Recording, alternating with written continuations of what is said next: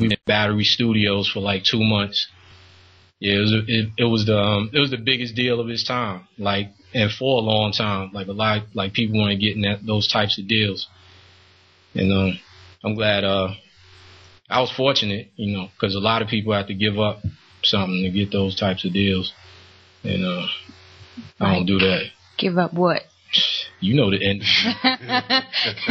You know that there are fruitcakes walking around. Y'all know what it is. So the deal that Dame and them tried to negotiate with you wasn't compared to the deal that you received earlier?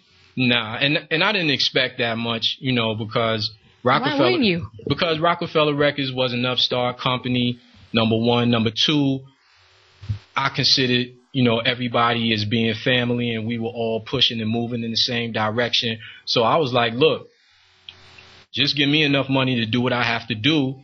But when you're not compensating me, like, I'm just going to go to the studio every day. You know, I had children back then, and, you know, I can't, how am I going to eat? How am I going to go work or do whatever else I'm going to do, you know what I'm saying, to support myself?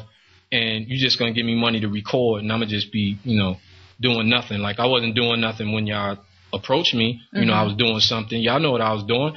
So why all of a sudden, you know, now I'm just going to live in the studio and take scraps off the table? Like, that's not me. Right. So, yeah, I couldn't take that deal. And it was an insult.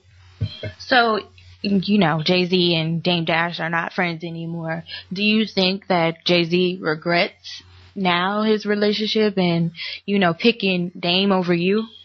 I don't think he picked Dame over me. I just think that he had an agenda, and that was most important to him. You know, like, even though Jay-Z and I grew up in the same projects, we didn't grow up under the same conditions. Okay. You know, Jay-Z had different conditions, and I understand those things. You know, I'm not trying to put him out there, and I mean, everybody knows it. I mean, he's put it out on several records, but it's like we came from different backgrounds. You know, I basically grew up to like 9 or 10, you know, with both parents in the house, both parents working. It was a different situation, you know, and then I'm older than him. Like, Marcy was different, even though that's not a lot of years. Marcy was different when I was coming up as opposed to when he was coming up. And when I was coming up, of course, he wasn't there. You know, he moved there, I guess, a little while later. You know, I'm the original Marcy project, and I had to put that out there. I'm the Marcy original. Shout out to Brooklyn. Yeah. Jazz, man, I want to ask you, man, while we touched on the Jay-Z thing, I had a couple more questions before we go into the next phase of it. We're actually going to play that Gangsta Ride again. You know, I mean, I think that obviously to hear it again. I mean, that's one of the nicest songs I've heard from you, man. But as far as the whole Jay-Z thing, man, in your opinion, how much influence can you say you have had over his style of rapping as far as just being overall MC? I mean, I'm a major part of his style. Now, for the record, is Jay-Z, does that derive from Jaz-O, the name?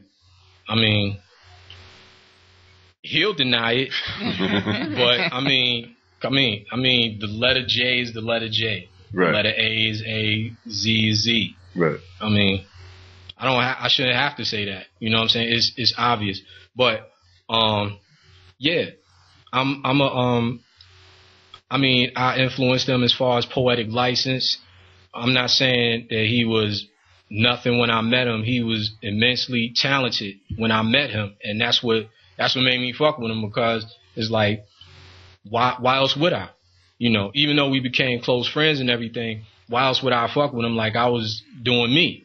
Right. So that was the main reason. So, I mean, yeah, but I had a great influence over his style, his attention to time and tonation and all of that, because I always preached that.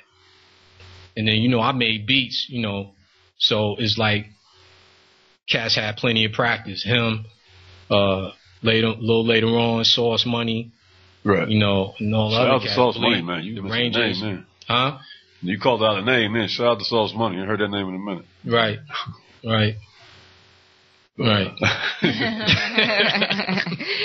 We got Jaz-O in the building, man. Go talk to him. We'll actually go to that Gangsta's Ride for a second, and let the audience get a little piece of that. Can I ask you a question? Yes. Oh, okay. You want to ask me a question? Nah, I said, did I answer your Oh, you did. You did. Yeah. Oh, okay. I thought you wanted to ask her a question. I thought it was a Brooklyn thing for a minute. Go ahead. Y'all can chop it up. Don't hate. Y'all can chop it up. Don't hate on us. Telepathic. Yeah. We got Gangsta's Ride coming up with Jaz-O featuring Game, and we're going to talk a little bit about Jaz-O's relationship or situation with the Nuwaubian Nation, man. This actually will be one of the first times he put his put his position on that. You know what I mean? So I'm looking forward to that right there, man. No doubt. Slim Show, Gangsta's Ride, Jaz-O and Game. The motherfucking originator.